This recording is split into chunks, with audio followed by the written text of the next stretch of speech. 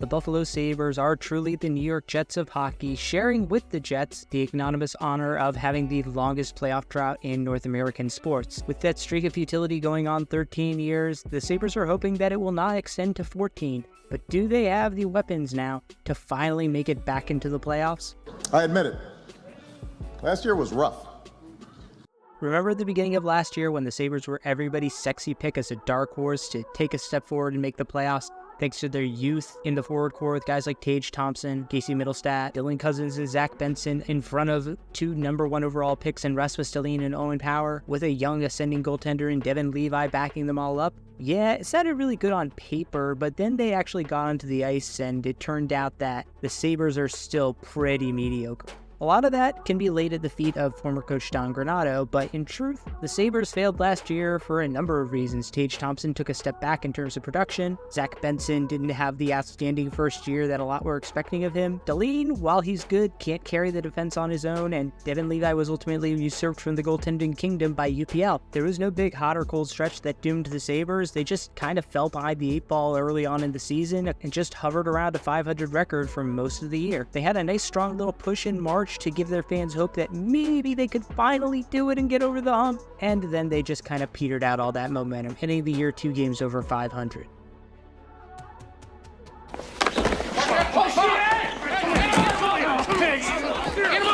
That disappointing 23-24 season was enough to finally end the coaching tenure of Don Granato, who was fired after 4 years in Buffalo, in which he missed the playoffs every single year. Though, to his credit, he did get close in 2022-23. In finding his replacement, the Sabres went back in time, like way back in time. Lindy Ruff, the last coach who actually took the Sabres to the playoffs, has returned from his stints in Dallas and New Jersey, but his head coaching record since leaving Buffalo has been a very mixed bag. In Dallas, he made the playoffs 2 out of his 4 years, making it to the second round in the 2016 season before being fired. But in New Jersey, he finished at the bottom of the Metro 2 years, finished second in 2022-23, and made it all the way to the second round, but then got fired midway through his 4th season. GM Kevin Adams says that the decision was because of Lindy Ruff's extensive track record, but I think it's more than fair to ask whether Lindy Ruff has passed his sell-by date in terms of an NHL coach. And if you ask the hordes of chuckling Devils fans in the comments, the answer is he is. You're a star, you're on top, somebody bring you some ham. You should kill yourself. Surprisingly, the Sabres actually have a lot of big-name young players who you could build a team around. Guys like Tage Thompson, JJ Peterka, and Owen Power are all young studs, but the leader of this team, the nucleus, is undoubtedly Rasmus Dahlin. At age 24, he is one of the best young defensemen in the entire NHL, a well-rounded two-way guy who can play both power play and PK minutes, driving possession offensively and playing a very competent shutdown role defensively. It should be a matter of time before he starts getting Norris Trophy nods, but unfortunately when you play for a team that has no regular season success, you're going to get overlooked. Now, Dahlin is locked in with the Sabres on the first year of an 8-year, $11 million a year contract, which he is unquestionably worth. The question is, have the Sabres put enough around him? Oh, this guy again. In answering that question, we'll start up front, where the Sabres were one of the lower scoring teams in the NHL, especially after shipping off Casey Mittelstadt. Tage Thompson remains your number 1 center, and an elite one if his 2022-23 production is to be believed. The hope is that that year was not an aberration. He'll bounce back from his 29-goal, 56-point campaign in 24 to being close to a 100-point guy that he has shown he can be. He'll be flanked by JJ Peterka, who's only 22 but had 50 points last year, so there's a lot of optimism that he can continue to improve, especially when centered by Thompson. And on the other side, Alex Tuch.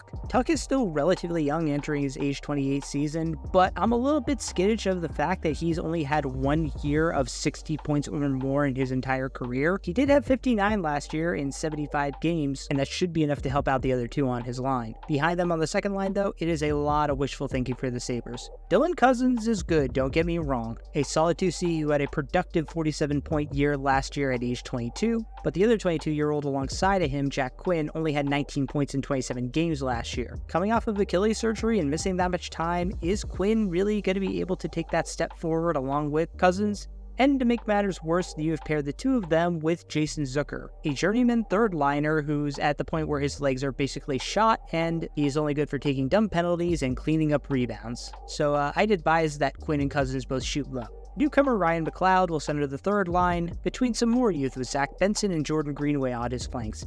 Benson was the highly touted pick in 2023, who was solid but not spectacular in his first NHL year. There's not a whole lot we can take from that yet, but 30 points in 71 games is fine. On the other hand, Greenway is more of a traditional third liner, a career high of 32 points, and plays that traditional physical kind of game, a good complement to the younger two. On the fourth line, the Sabres wisely went out and raided two other teams' fourth lines, taking Nick Aube-Kubel and Beck Malenstein from the Caps, and Sam Lafferty from the Canucks. I still cannot believe you guys gave up a second rounder for Beck Malenstein.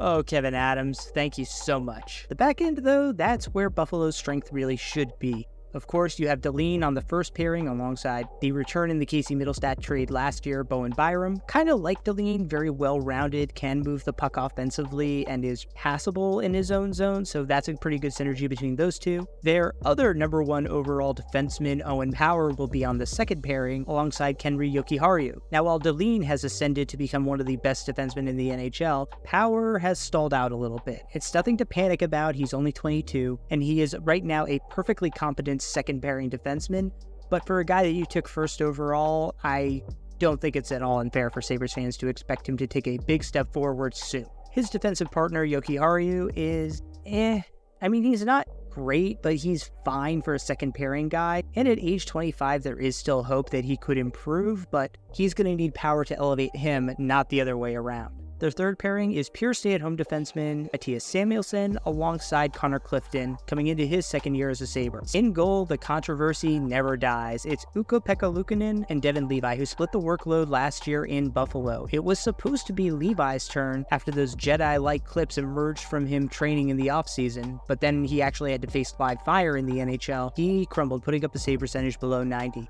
Now, that was in part due to the defense in front of him, as crazy as that sounds with the talent they have, because Devin Levi actually put up a goal saved above expected per 60 that was top 5 in the NHL. But unfortunately, he just was not getting it done for the team, and UPL had to take over, playing in 54 games and putting up a 910 save percentage. It figures to be Luukkonen's goal to start the season, but I definitely see why Sabres fans were so high on Levi last year, and if he can just get into a groove, he could reclaim the net once again.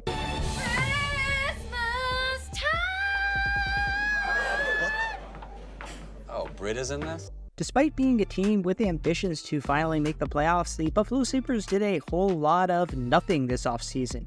And that's considering the fact that they lost one of their leading scorers, Jeff Skinner, in the offseason to free agency. Other than those fourth line additions I mentioned, their big acquisition of the offseason was bringing in Ryan McLeod from the Oilers. And Kevin Adams probably heard that he was getting clowned on for trading a second round pick for Beck Malenstein, so he was probably a lot more careful about, oh my goodness, why on earth would you trade one of your better prospects in Matthew Savoie for Ryan McLeod? Look, he's a fine third liner, but like Savoie is a former top 10 pick from 2 years ago. What was Kevin Adams watching the Stanley Cup in the background, saw Ryan McLeod score and said, I will get that man by any means necessary. The Sabres signed absolutely nobody of note, and their only other addition came in the draft, where they picked Constantinius at number 14 overall. And hey, that's a good pick, and you cleared out some more space in your forward prospect pool by trading away Savoie. Hope Hellenius enjoys his 3 to 4 years in the Sabres organization before he's traded off to a real team and this whole cycle starts all over again. That's not bad. Man, I wonder what Tage Thompson could be if he was on a real team. Like, he has an incredible shot, almost Austin Matthews-esque. Good skater, good vision, very strong size. He has all the tools to be an elite NHL player, and I just can't help the feeling like if he had a Marner or a Nylander or a Tavares alongside of him, he could be like a 100-point guy every single year, and we'd be talking about him in the way that we talk about a Matthews or a Panarin. The Gambletron 2000 says the winner is Cincinnati by 200 points. Why, you worthless hunk of junk? The Sabres are clearly hoping that the continued development of their young players will offset the productivity that they lost over the offseason and should be enough to push them into the playoffs finally. I unfortunately disagree with that, in part because they are in just a buzzsaw of a division in which teams like the Red Wings are on the come up, while teams like the Senators and Canadiens are getting better. But it's also largely due to the fact that I don't have that much confidence in Lindy Ruff. I think their goaltending situation is still incredibly shaky, and I think scoring is still going to be a major problem for them, even if Tage Thompson does rebound. They're going to need guys like Dylan Cousins, JJ Peterka, and Zach Benson to all step up into major roles if they want a chance of making the playoffs, and I just don't think it's going to happen. Someone put Terry Pegula through a table for how much he's left the Sabres to rot. The Buffalo Sabres are like the middle child of the New York State NHL teams. Nobody cares about them unless they do something extremely good or unbelievably bad. The Islanders are the angry baby child, while Rangers are the eldest child who's got their stuff together. Like I said, Sabres are the middle child. The Buffalo Sabres only seem to be good when they have a superstar goaltender, such as Hasek or Miller. Otherwise, they seem to be stuck in the realm of perpetual mediocrity. When the Maple Leafs have more playoff success than Sabres, you know, the Sabres are a Mickey Mouse franchise.